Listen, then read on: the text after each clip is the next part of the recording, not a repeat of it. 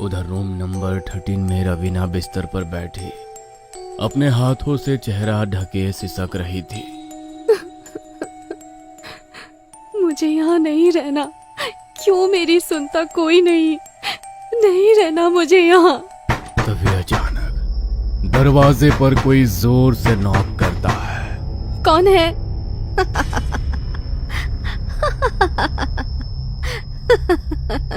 अरे खोल ना दरवाजा सिसकती रानी।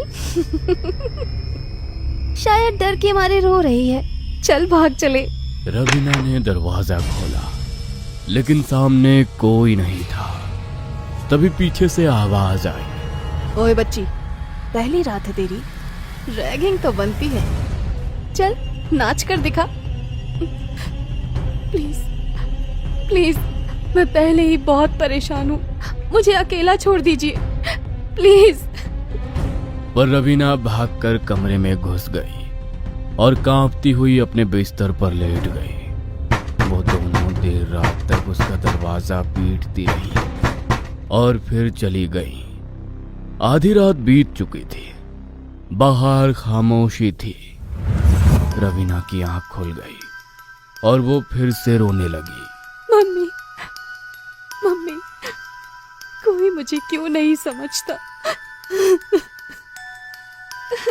कमरे में किसी और के रोने की आवाज आने लगी।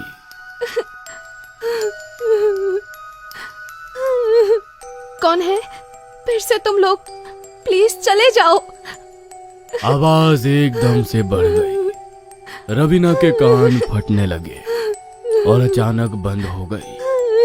रवीना थर थर कांपती हुई लेटी रही और किसी तरह सो गई।